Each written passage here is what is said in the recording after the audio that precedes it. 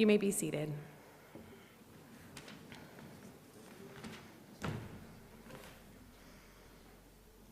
The commencement exercises for the Writing Popular Fiction program are now called to order. One of my favorite quotations about writing is from the British author Enid Bagnold. Who wants to become a writer, and why? Because it's the answer to everything.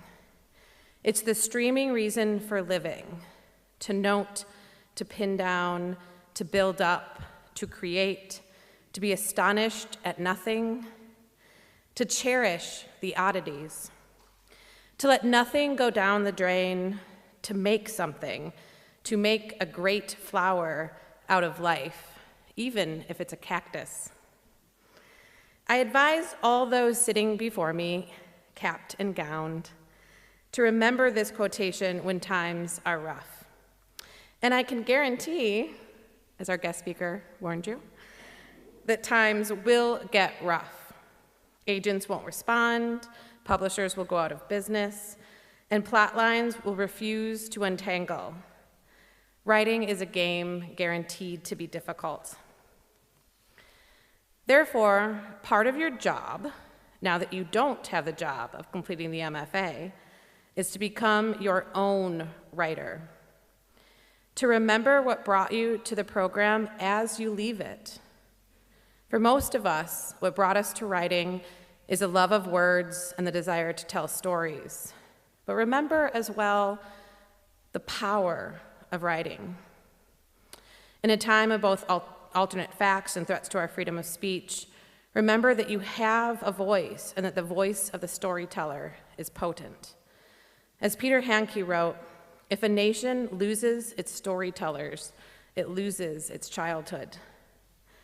As popular novelists, we tell the stories of heroes and villains, of those who fight for what they know is right. In our stories, the bad guys get their comeuppance, and love really does conquer all. Such stories are often dismissed as escapist, but like with Dumbledore's army or the Mockingjay, they also serve as calls to action and reminders of the values that we hold most dear. So become your own writer. Write the books you wish you could have read. Write the world you wish you lived in when this world seems broken. Write as if you are stitching our reality back together, because that's the power of story.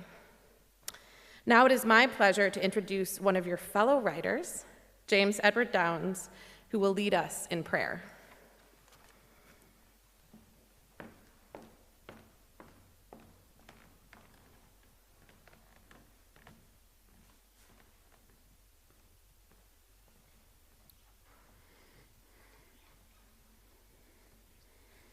Gracious and loving God, we rejoice in the achievements of this year's graduates.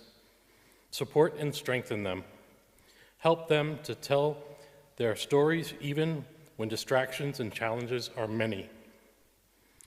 In the words of Pablo Picasso, the meaning of life is to find your gift.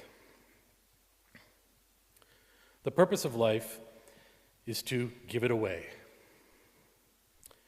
May our graduates recognize their writing ability as the gift that it is and use it to serve readers well.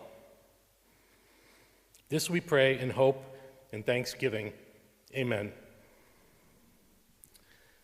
I am honored to introduce to you today as graduation speaker, one of our classmates, Kevin Peterson.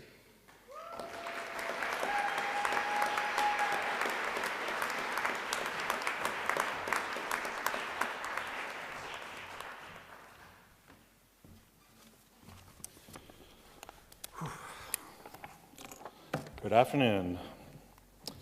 Thank you for being here to celebrate the culmination of years of hard work, dedication, and passion for the craft of writing. I'm truly honored to stand before such a talented group of individuals who are about to receive their Masters in Writing Popular Fiction. The only way we could have made this event more exciting would have been to have turned it into a podcast. So maybe next year, Dr. Peeler. At the start of our journey, our cohort named ourselves the Bestsellers. We lost a few along the way, some because of life events and others slipped into quasi-math degrees, becoming not 3s or 4s, but 3.1415s or 4.5s or whatever you are now, Amber. And we picked up a few along the way as well. We began our journey when COVID was making writers stay at home and write. So we did what any self-respecting writer would do. We procrastinated. Seemed like a good idea to not just write a novel, but get a degree. Or put in a positive light, we challenged ourselves to step up during a difficult period and accomplish something. On behalf of our group, I'd like to express our gratitude to the faculty and staff who have guided us and inspired us along the way, or at least critiqued us until an inch of our lives. You have made our skin thicker. Additionally, thank you to our families and friends who have provided unwavering support, understanding the countless hours we've spent immersed in the world of words to craft the perfect sentence, capture the right emotion, or just describe an ordinary object in an unordinary way. It was all part of a journey bigger than the book we were writing. Our group created a WhatsApp chat shortly after our first term. Over the years, we shared experiences in our lives, photos of our families, sent each other industry leads, and even workshopped a book title. To those of you still on your way through the program, take advantage and tap into this community around you. Where else can you attend a romance dinner where no one is gazing longingly into each other's eyes? Unless it's for feedback. Where else can you ask someone in the elevator, what's the best way to kill someone? With a sponge. And they'll give you a well-thought-out response. Regardless of where you are in the program, some days you feel like a 1, and some days you feel like a Maria Snyder 36. But most days, you don't feel like a number at all. You feel like a word. A 4-letter word, maybe, but a word nonetheless. Lost in your manuscript, found by a group of like-minded peers, excited to be working on a new idea. You'd think with a master's I would have come up with bigger words, but those are relatable. To those we leave behind in the program, we encourage you to be each other's equilibrium. Refocus those that are discouraged until they are encouraged, a much better word. I want to dive into a topic that resonates deeply with every aspiring author, the pursuit of becoming a bestseller. While the New York Times bestseller list is prestigious, it's important for our souls, our drive, and our careers that we broaden our perspective on what a bestseller is. Most writers do not say, I want to write a best-selling novel. They say, I want to be a best-selling author. Because once a novel is done, it lives a life of its own. But we're stuck in the same mortal shell, and we must focus on ourselves as we make a career in writing, and let our books go out into the world and do what they may. We must become the best sellers of ourselves. As we continue to craft new work, push ourselves in new directions, and expand our output. Our group named ourselves the best sellers because our mindset was to become our best selves. And each of you is the best seller of yourself, not an agent, not a book critic, sorry, Paul, not a publisher, you. This program has given us the knowledge, the skills, and most importantly, the community to help us succeed.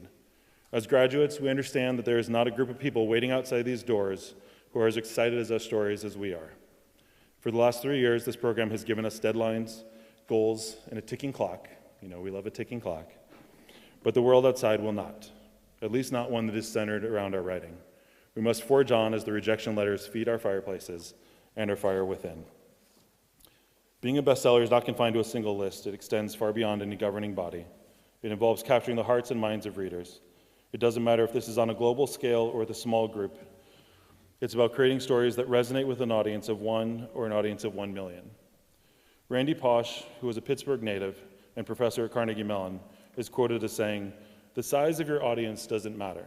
What's important is that your audience is listening." If you're not familiar with his work, he wrote a book called The Last Lecture after he was diagnosed with cancer, which coincidentally went on to become a New York Times bestseller, but let's not hold that against him. Being a best-selling author is not merely a measure of sales revenue, but a testament to the impact on readers. It's about forging connections, sparking emotions, and leaving an enduring impression on the lives of those who read our stories. Whether it's the intricate plots of mystery novels, the fantastical realms of science fiction, or the emotional depth of romance, successful authors share common principles. We balance creativity with market appeal, we embrace diversity in storytelling, and we explore the depths of imagination to create worlds that transport readers beyond the mundane. As writers, we carry a profound responsibility. Our narratives shape culture, influence perspectives, and have the power to inspire change. Becoming a bestseller means embracing this responsibility with humility and purpose. Finding a balance between artistic integrity and commercial success is an ongoing challenge. Our education does not end once we get our degree. The pursuit of excellence in writing is a lifelong journey. In the words of Mr. Rogers, another Pennsylvania native, as human beings, our job in life is to help people realize how rare and valuable each one of us really is, that each of us is something that no one else has or ever will have, something inside that is unique to all time. It's our job to encourage each other to discover the uniqueness and to provide ways of developing its expression. As we exit this program, we want to acknowledge that every one of you possesses the talent, resilience, and uniqueness to make a lasting impact on the world through your stories. So how do you become a bestseller? It's easy. Be the bestseller of yourself. Congratulations, graduates. Let's get published.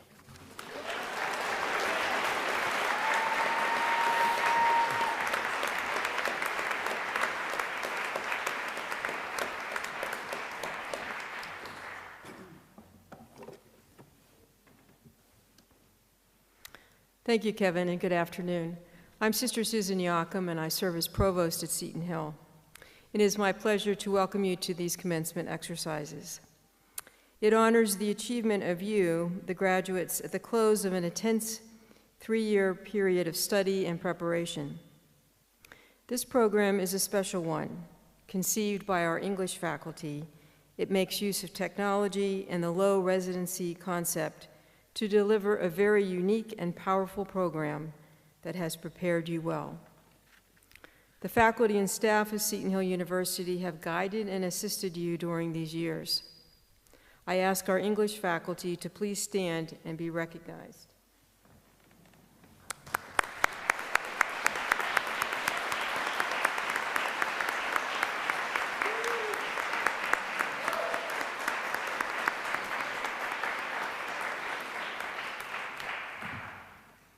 I now invite the Dean of the School of Humanities, Dr. David von Schlichten, to the podium.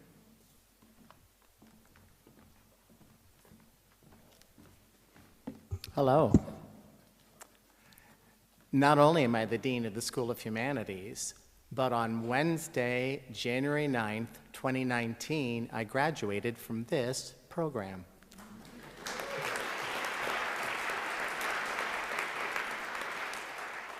It was awesome. I loved it. Loved it. 7 students have completed the requirements for the Master of Fine Arts in Writing Popular Fiction. I therefore move that the Seton Hill faculty confer these degrees. Could I have a second, please? Second. All in favor, say aye. Aye. Any opposed, nay. Abstentions? The motion carries. Congratulations.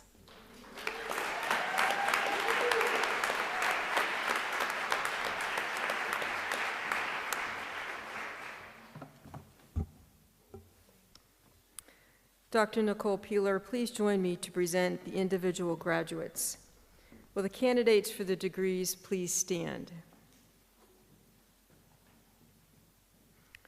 By the virtue of the power vested in the trustees of Seton Hill University by the Commonwealth of Pennsylvania, and upon the recommendation of the faculty, the university confers upon you the degrees you have earned and to which you are entitled. Dr. Peeler, will you please present the candidates for degrees?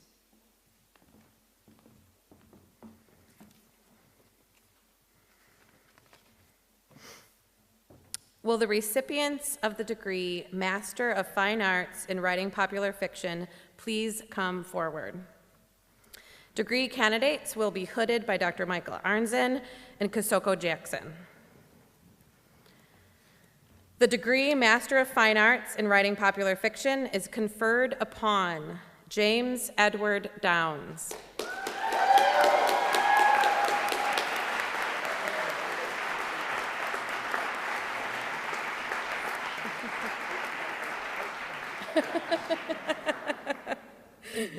Not so fast.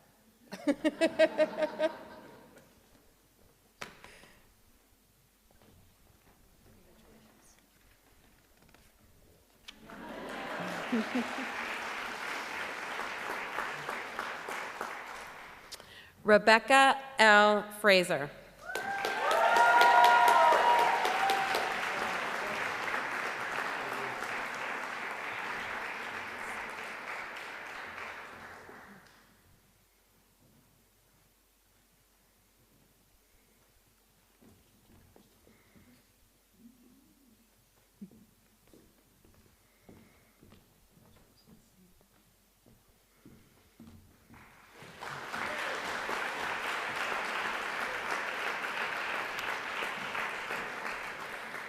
Sierra Jackson.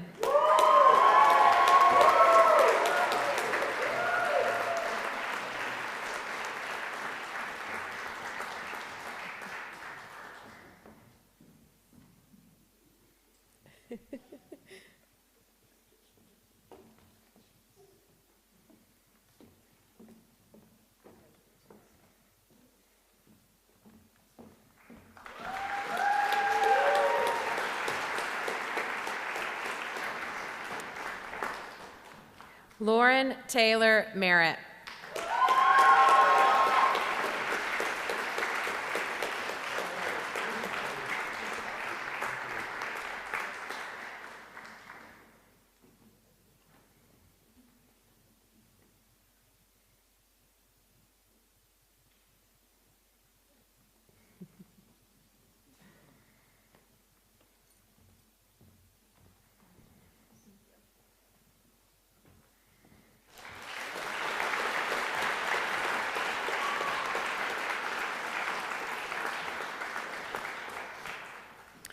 Kevin Peterson.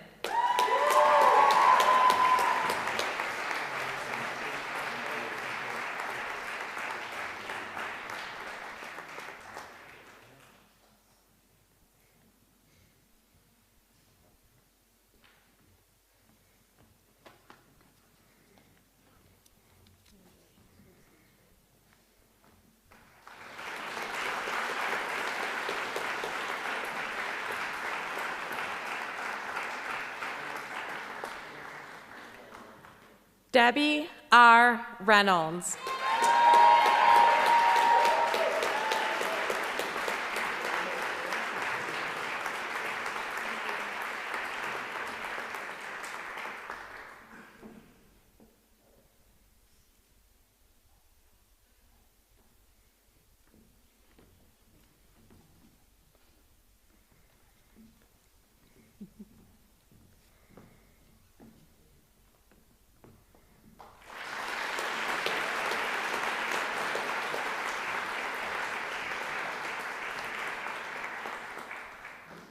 Michelle Skeen.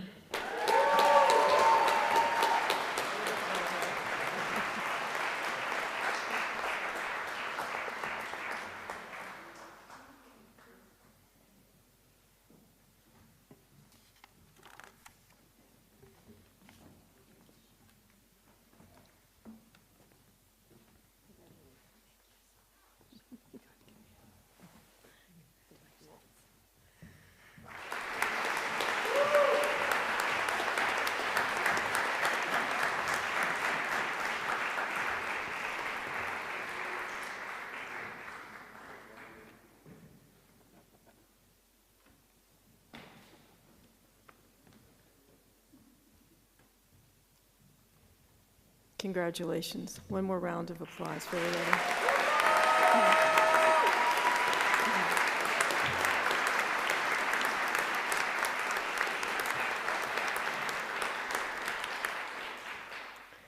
We have in the audience guests of our graduates. Will all those who supported these graduates in the earning of their degrees please stand and be recognized.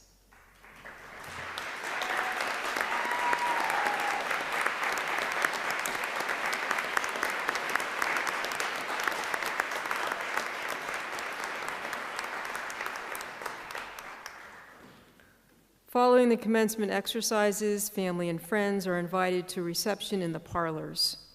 Please stand for the singing of the alma mater.